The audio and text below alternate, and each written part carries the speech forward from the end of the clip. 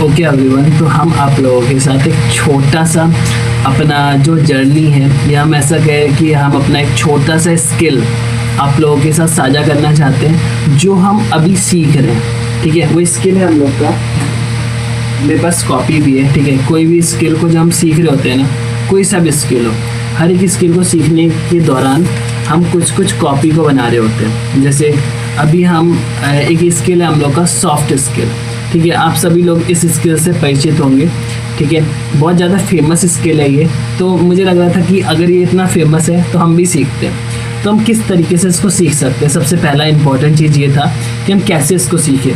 तो जैसे ही मुझे पता चला कि सॉफ्ट स्किल मुझे सीखना है, तो उसके बाद हम पता क्या किए, हम यूट्यूब पे सर्च करने लगे कि हम कैसे सॉफ्ट स्किल को सीख सकते हैं। तो मुझे तब पता चला कि ऐसा एक वेबसाइट है, ठीक है, जो हमें फ्री में सॉफ्ट स्किल को सिखाता है, हमें कुछ भी पैसे नहीं देने। ठीक है, तो उसके बाद मुझे लर्न वन नाम का एक ऐप मिला।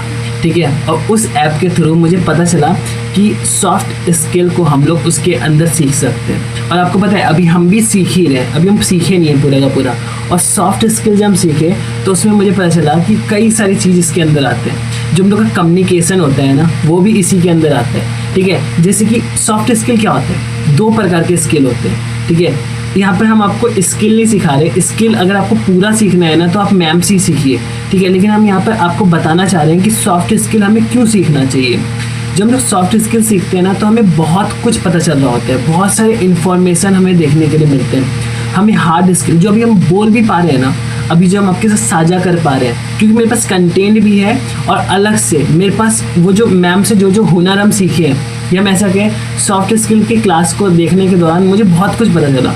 ठीक है, मुझे पता चला कि बिहेवियर क्या होता है। ठीक है, मुझे पता चला कि आजकल जो वो मैम बताई थी कि 80% ऑफ सक्सेस के पीछे हमारा सॉफ्ट स्किल का ही हाथ होता है, हमारे बिहेवियर का ही हाथ होता है। ठीक है, चाहे हम लोग कोई भी चीज़ हो, होम मेकर हो, स्टूडेंट हो, हर एक चीज़ के लिए हमारा सॉफ्ट स्किल काम आ रहा होता है। ठीक है, तो यहाँ पर हम सब कुछ लिख लिए थे। पता है आपको, जब हम अपना सॉफ्ट स्किल सीखे थे ना, मतलब हम सीखे नहीं है, मेरा भी अभी क्लास ही चल रहा है। ठीक है, लेकिन हम आपको शेयर कर रहे हैं कि आप लोग भी जब सीखेंगे ना तो आपको भी इन्फॉर्मेशन मिलेगा।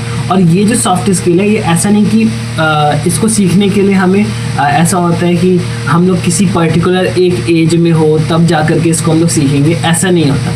हम लोग सॉफ्ट स्किल को कभी भी सीख सकते हैं, किसी भी एज में सीख सकते हैं। ठीक है, जब हम यूट्यूब पे सर्च कर रहे थे ना कि यूट्यूब पे हमें कोई ऐसे टीचर मिल जाए जो सॉफ्ट स्किल को सिखाए, ना सिर्फ सॉफ्ट स्किल, बहुत सारे ऐसे स्किल्स है ऑनलाइन की दुनिया में जो हमें सीखने चाहिए।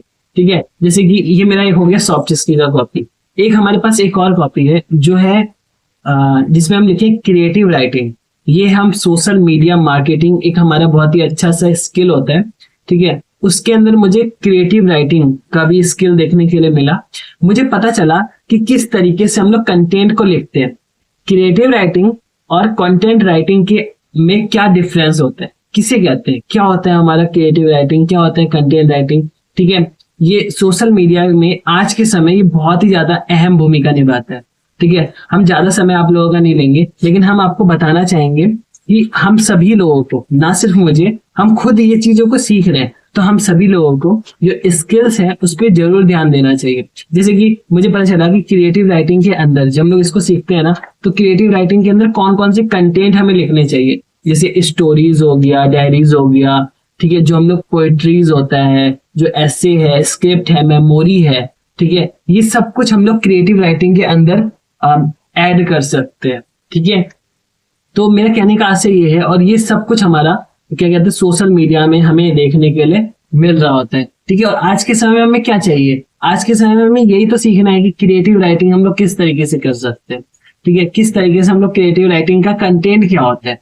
ठीक है, ये सब कुछ अगर हमें पता रहता है तो हम लोग बहुत अच्छे तरीके से अपने काम को आसान कर पाते हैं।